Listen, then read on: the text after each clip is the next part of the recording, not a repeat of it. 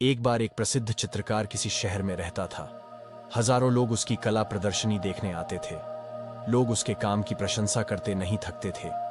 एक दिन उसने सोचा कि क्या ऐसा है कि लोग केवल उसके सामने ही उसकी प्रशंसा करते हैं और पीठ पीछे उसकी गलतियों के बारे में बात करते हैं।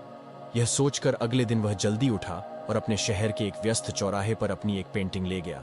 उसने अपनी पेंटिंग को एक नोट के साथ रख दिया, जिसके नीचे लिखा था कि जिस किसी को भी इस पेंटिंग में कोई गलती दिखे वह उस जगह पर एक निशान लगा दे।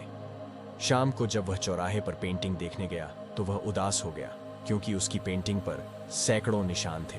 यह देखकर वह बहुत निराश हुआ और चुपचाप अपनी पेंटिंग उठाई और घर चला गया। इस घटना का उस पर नकारात्मक प्रभाव पड़ा। उसने पेंटिंग करना बंद कर दिया और दूसरा काम शुरू कर दिया। लोगों से मिलने से कतराता था। एक दिन उसका दोस्त उससे मिलने आया। उसे देखकर उसके दोस्त को एहसास हुआ कि चित्रकार किसी बात से परेशान है और उसने उससे कारण पूछा। चित्रकार ने दुखी मन से पूरी घटना अपने दोस्त को बताई। यह सुनकर उसके दोस्त ने कहा, चलो एक काम करते हैं, एक बार फिर आप उस चौराहे पर अपनी बनाई हुई एक पेंटिंग लगाओ, लेकिन इस बार एक अलग नोट के साथ। चित्रकार सहमत हो गया।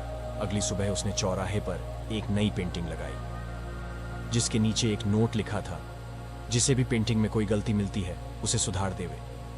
शाम को जब चित्रकार और उसका दोस्त पेंटिंग देखने गए तो वह अभी भी वैसी ही थी जैसी सुबह थी। चित्रकार यह देखकर आश्चर्यचकित रह गया। उसके मित्र ने उसके आश्चर्य को देखा और कहा कि क्या आप कुछ समझते हैं? कोई भी मूर्ख गलतियां ढूंढ सकता है और अधिकांश मूर्ख ही होते हैं, लेकिन बहुत कम लोग होते हैं जो उन गलतियों को सुधार सकते हैं।